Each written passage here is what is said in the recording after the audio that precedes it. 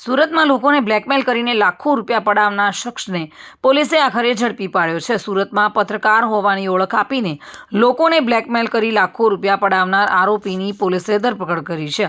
સુરતમાં સરથાણામાં પોલીસે લોકોને બ્લેકમેલ કરી પૈસા પડાવતા ઠગ અલ્પેશ ડોંડાની ધરપકડ કરી છે। સુરતમાં લલિત અને અલ્પેશ ડોંડા વિરુદ્ધ 3 ગુના નોંધવામાં આવ્યા હતા, જેમાં આરોપીઓ પત્રકાર હોવાની ઓળખ આપતા અને લોકોને બ્લેકમેલ કરતા હતા। આમ કરીને અલગ અલગ વ્યક્તિઓ નકલી પત્રકારની ઓળખ આપીને બ્લેકમેલ કરીને લોકો પાસેથી લાખો રૂપિયા પડાવ્યા હતા।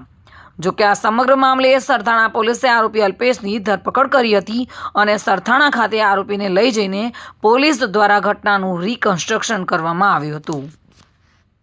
અલ્પેશ ડોંડા અને લલિત ડોંડા આ બંને ભાઈઓએ અલગ અલગ લોકોને સાથે રાખી ગેંગો બનાવી અને સરથાણા પોલીસ સ્ટેશન ઉપરાંત સુરતના અલગ અલગ પોલીસ સ્ટેશનમાં લોકોને ધાકધમ તંત્રના આંટીઘૂંટીમાં ફસાવી દેવાના, એની આબરૂને રેપ્યુટેશનને ખરાબ કરવાના ધાકધમકી આપી અને પૈસા ઉઘરાવતા હતા અલગ અલગ છે ને। હાલ સરથાણા પોલીસમાં 3 ગુનાઓ દાખલ થયેલા છે। ઉપરાંત આ બંને ભાઈઓ વિરુદ્ધ એક વિરુદ્ધ 12 ગુના છે ને એક ભાઈ વિરુદ્ધ જે છે 8 ગુના અગાઉ પણ દાખલ થયેલા છે।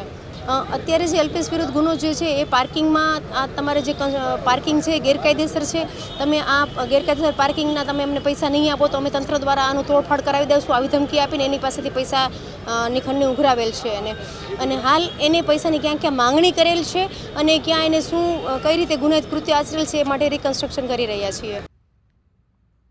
સુનિલ ગાંજાવાલા સાથે bureau report, today Gujarati news.